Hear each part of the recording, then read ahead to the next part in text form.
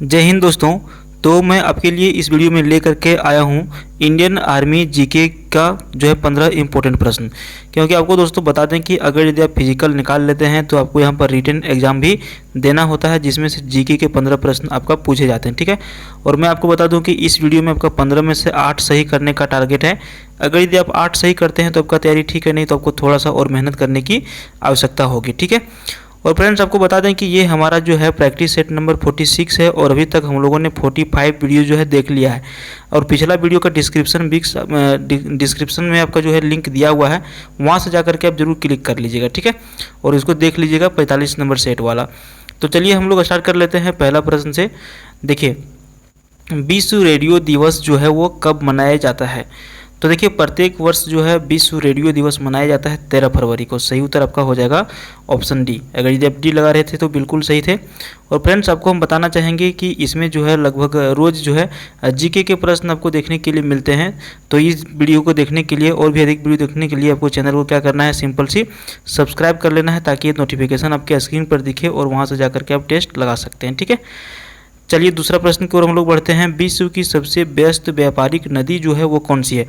देखिए, विश्व की सबसे व्यस्त व्यापारिक नदी कहने का मतलब है कि देखिए ये नदी है और इसके ऊपर जो नाव वगैरह जो चलता है ना, व्यस्त यानी कि ये नाव एक देश से दूसरे देश, एक स्थान से दूसरे स्थान पर जाने के लिए जो है नाव का प्रयोग किया जाता है, पानी जहाज का प्रयोग किया जाता है। इसीलिए इसको क्या कहा जाता है? व्यापारिक नदी कहा जाता है, और ये सबसे अधिक व्यस्त रहता है। ठीक है, तो ये सबसे अधिक व्यस्त जो व्यापारिक नदी है वो राइन नदी है। ठीक है, सही उत्तर ऑप्शन बी आपका हो जाएगा। आपका नेक्स्ट क्वेश्चन है, विश्व में कपास उत्पादन करने वाले सबसे बड़ा क्षेत्र एक स्थान पर केंद्रित किस देश में स्थित है? तो देखिए, कपास उत्पादन करने वाला विश्व में सबसे बड़ा क्षेत्र जो है आपका वो आपका अमेरिका है। सही उत्तर ऑप्शन डी हो जाएगा। ठीक है, नेक्स्ट क्वेश्चन देखिए, विश्व में प्राकृतिक गैस का सबसे अधिक भंडार किस देश में विद्यमान है? तो अगर यदि आप ऑप्शन ये लगा रहे हैं तो बिल्कुल सही है। सही उत्तर हो जाएगा आपका रूस। रूस एक ऐसा देश है जहां पर प्राकृतिक गैस का सबसे अधिक भंडार विद्यमान है। नेक्स्ट क्वेश्चन आपका देखिए, विश्व की सबसे भीतर वाला भाग क्रोड किसका बना होता है? देखिए, पृथ्वी जो है इसके सबसे भीतर वाला जो भाग है वो क्रोड होता है, और ये जो बना होता है वो किस चीज़ से मिल करके बना होता है? तो ये आपका है लोहा और निकेल से मिल के बना होता है। सही उत्तर आपका ऑप्शन डी हो जाएगा। देखिए, नेक्स्ट क्वेश्चन आपका है, निम्नलिखित में से कौन देश कोयले का सबसे बड़ा उत्पादक है? तो देखिए, कोयला का सबसे अधिक जो उत्पादन आपका होता है वो अमेरिका में होता है। सही उत्तर क्या हो जाएगा? विश्व में सबसे अधिक कोयले उत्पादक वाला देश कौन सा हो जाएगा? अमेरिका हो जाएगा। याद रखिएगा इसको। देखिए, अगला प्रश्न आपका है, इनमें किसको जापान का मैनचेस्टर कहा जाता है? 4 ऑप्शन आपके सामने है, ओसाका, टोक्यो, नागासाकी या फिर याकोहामा। ये चारों ऑप्शन में से जापान का मैनचेस्टर जो कहलाता है वो कौन सा जगह कहलाता है? तो देखिए, राइट आंसर अगर आप ऑप्शन ये लगा रहे हैं तो बिल्कुल सही है, ओसाका। ओसाका जो है इसको जापान का मैनचेस्टर कहा जाता है। देखिए, 8 नंबर प्रश्न आपका है, बहुत ज़्यादा इंपॉर्टेंट प्रश्न है। आगरा शहर को किसने बसाया था? और आगरा में ही आपका क्या है? ताजमहल है। ठीक है, और आगरा शहर को बसाने वाला जो व्यक्ति है उनमें से 4 ऑप्शन आपको दिए गए हैं, सिकंदर लोदी, अकबर, बहलोल लोदी और शाहजहां। इनमें से किसने आगरा शहर को बसाया था? तो राइट आंसर आपका हो जाएगा सिकंदर लोदी। ऑप्शन ये यहाँ पर बिल्कुल आपका सही उत्तर हो जाएगा। ठीक है, नेक्स्ट क्वेश्चन देखिए, राष्ट्रीय प्रतीक के निचले भाग में उत्कीर्णित शब्द सत्यमेव जयते किस संदर्भ से लिए गए हैं? तो देखिए, हमारा राष्ट्रीय प्रतीक जो है क्या है? सत्यमेव जयते है। ठीक है, और ये जो है कहाँ से लिया गया है? तो इसको लिया गया है आपका मुंडको उपनिषद से। सही उत्तर ऑप्शन सी हो जाएगा।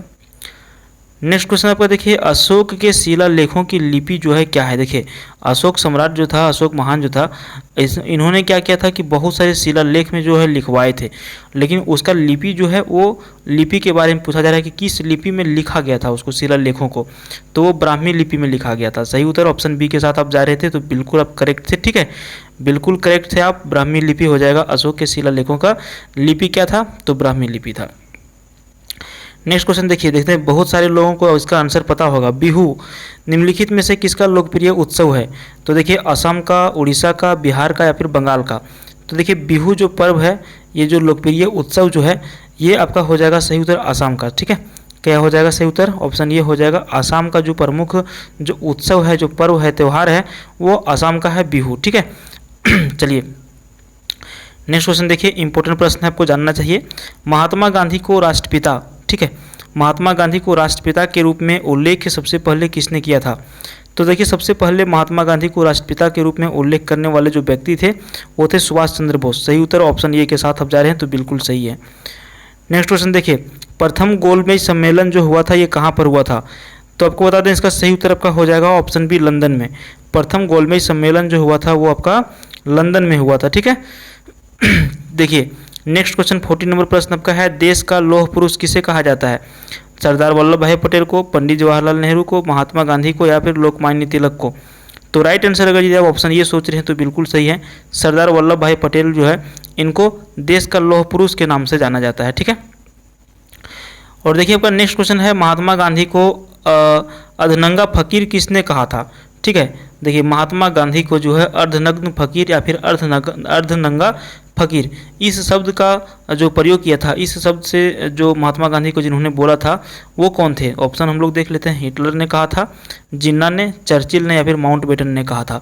तो सही उत्तर की यदि हम बात करें तो चर्चिल ने कहा था महात्मा गांधी को अर्धनग्न फकीर, यानी कि अर्धनंगा फकीर। क्योंकि ये क्यों कहा जाता था? क्योंकि जो गांधी जी हैं एक धोती को क्या करते थे, धोती पहनते थे, उसी को ओढ़ते भी थे, इसीलिए क्या कहा गया उनको? अर्धनंगा फकीर कहा गया। और आपको हम बता दें कि इसमें हम लोगों का टारगेट 15 प्रश्न का रहता है, लेकिन इसमें आपको टोटल जो है 19 प्रश्न देखने के लिए मिलेंगे, क्योंकि यहाँ पे 4 ऐसे इंपॉर्टेंट प्रश्न हमको और मिल गए थे, हमने सोचा कि इसी में आपका इंक्लूड कर दें, ठीक है। गांधी जी से संबंधित प्रश्न है, देख लीजिए लास्ट तक। अगला प्रश्न आपका है, महात्मा गांधी निम्नलिखित में से किसने अधिक प्रभावित थे, किनसे अधिक प्रभावित थे? तो देखिए महात्मा गांधी जो थे ये जो है किनसे सबसे अधिक प्रभावित थे? तो राइट आंसर की बात करें तो राइट आंसर आपका हो जाएगा ऑप्शन बी, लियो टोल्स्टॉय। ये जो लियो टोल्स्टॉय हैं इनसे महात्मा गांधी जो है बहुत ज़्यादा प्रभावित हुए थे, ठीक है। उसके बाद आपका नेक्स्ट क्वेश्चन आपका है, महात्मा गांधी का जन्म जो हुआ था वो किस वर्ष में हुआ था?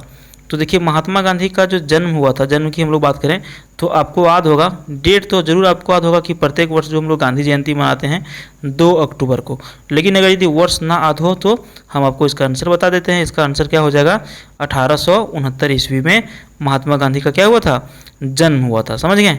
कब? 1869 ईस्वी में महात्मा गांधी का जन्म हुआ था। यदि इनका डेथ के बारे में पूछा जाए तो कितना हो जाएगा? 30 जनवरी 1948 ईस्वी में ये एक तरह से कहते हैं तो शहीद हो गए थे, इनको मारा गया था, ठीक है। और मारने वाले व्यक्ति कौन थे? नाथूराम गोडसे। चलिए हम लोग अगला प्रश्न की ओर बढ़ते हैं। देखिए अगला प्रश्न आपका है, पंजाब केसरी के नाम से कौन विख्यात हैं? देखिए ये उपनाम है, पंजाब केसरी किनको कहा जाता है, ठीक है। ऑप्शन हम लोग देख लेते हैं, रंजीत सिंह को, गुरु गोविंद सिंह को, गुरु नानक को, या फिर लाला लाजपत राय को। देखिए अगर यदि हम लोग इसका सही आंसर की बात करें तो लाला लाजपत राय को क्या कहा जाता था? क्या कहा जाता है? लाला लाजपत राय को पंजाब केसरी के नाम से इनको जाना जाता है, ठीक है, लाला लाजपत राय को। और अगला प्रश्न की हम बात करें 19 नंबर, निम्नलिखित में से कौन सी गंगा की सहायक नदी नहीं है? देखिए आपको बता दें गंगा के बारे में थोड़ा सा, उसके बाद हम लोग आंसर जानेंगे ही। देखिए गंगा जो है हमारा भारत का सबसे क्या है? लंबी नदी है, ठीक है, सबसे क्या है? लंबी नदी है, जिसकी लंबाई कितनी है? 2510 किलोमीटर के लगभग में, ठीक है। और ये हमारा भारत की सबसे पवित्र नदी और सबसे लंबी नदी भी है। अगर यदि आपको पूछा जाए कि भारत की सबसे चौड़ी नदी कौन सा है, ठीक है, तो सबसे चौड़ी नदी आपका ब्रह्मपुत्र है। समझ गए? हालांकि चलिए हम लोग यहाँ पे देखते हैं कि निम्नलिखित में से कौन सी गंगा की सहायक नदी नहीं है। ऑप्शन आपका ये स्वर्ण रेखा, ऑप्शन बी सोन, और ऑप्शन सी गंडक, और ऑप्शन डी कोसी। तो देखिए यहाँ पे स्वर्ण रेखा नदी जो है ना ये आपका झारखंड में बहती है, ठीक है, कहाँ पर? झारखंड में बहती है। और आपको बता दें कि झारखंड में सिर्फ और सिर्फ गंगा नदी थोड़ा सा साइड को छुआ हुआ है, वो आपका साहिबगंज में है। और ये जो 3 नदियाँ हैं सोन, गंडक और कोसी, ये जो है गंगा नदी की क्या है? सहायक नदी है। तो इसको आपको ध्यान में रख लेना है, ठीक है। कौन सी जो है सहायक नदी नहीं है? तो स्वर्ण रेखा नदी हो जाएगा। बाकी सोन, गंडक और कोसी ये क्या है? गंगा की सहायक नदियाँ हैं, ठीक है। तो इस वीडियो में हम लोगों ने टोटल 19 प्रश्न को कंप्लीट कर लिया है। आपको रोज़ वीडियो देखने के लिए सिंपल क्या करना है, चैनल को सब्सक्राइब जरूर कर लेना है, ठीक है। और ये वीडियो जो है अपने फ्रेंड्स के साथ शेयर करिए और चैनल को जरूर सब्सक्राइब कर लीजिए। और एक लाइक तो आपका बनता ही है, लाइक ज़रूर कर दीजिएगा वीडियो को, ठीक है। तो हम लोग मिलते हैं फिर किसी दूसरे वीडियो में, तब तक के लिए बाय। देखते रहिए हमारा YouTube channel GK with RK को, ठीक है। चैनल को अभी तक आपने सब्सक्राइब नहीं किया है तो क्या करना है आपको, सिंपल सब्सक्राइब जरूर कर लेना है। और हाँ, अभी आपको हम बता देते हैं कि ये हमारा जो लास्ट वीडियो का जो लिंक है वो कहाँ पर मिल जाएगा आपको, तो इसका डिस्क्रिप्शन बॉक्स में। और डिस्क्रिप्शन बॉक्स कहाँ पर है, तो ये यहाँ पर आपको जो नीचे दिख रहा है इसके ऊपर क्लिक करिए, एरो के ऊपर, वहाँ पर आपको 45 नंबर का लिंक मिल जाएगा, जरूर क्लिक कर लीजिएगा। Thank you.